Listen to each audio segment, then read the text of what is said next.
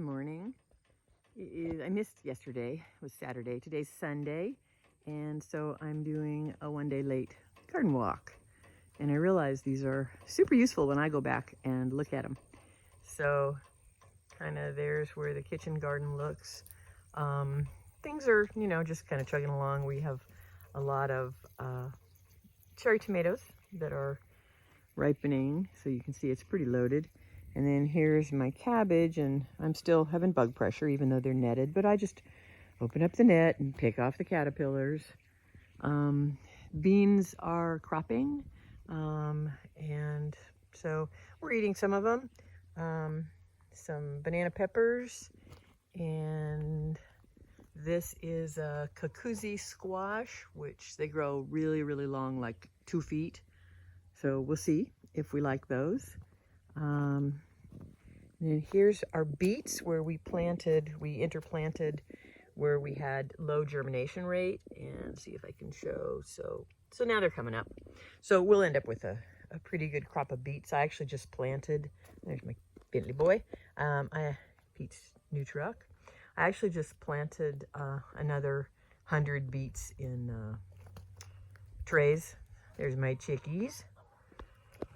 So here, nothing much new here. I mean, we've got some peppers, and tomatoes are kind of chugging along. We stripped all the fruit off of them, so we're not really getting any fruit on these tomatoes anymore, but we should start getting a crop in the fall.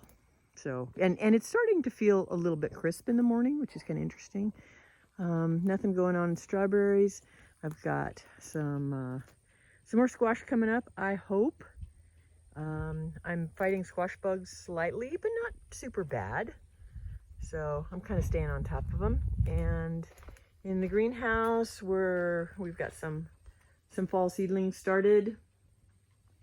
And then we'll go into the high tunnel. So the high tunnel, of course, this is where most everything's happening right now. I mean, we've planted more seeds outside, but I put seedlings in here. So tomatoes, carrots, they're starting to get big, and the banana tree is just super amazing. It gets a new leaf every couple days, and each one is bigger than the last. So that's kind of neat. So we'll go this way over here. So these are Romanesco broccoli, and they're a little bit eaten, but not bad. The asparagus is going to get pulled and planted in its permanent home in probably about 2 weeks. And over here, last melons, I pulled the cucumbers out, and then we've planted down there. There goes Rocky. So this is more Romanesco broccoli, and it's doing good.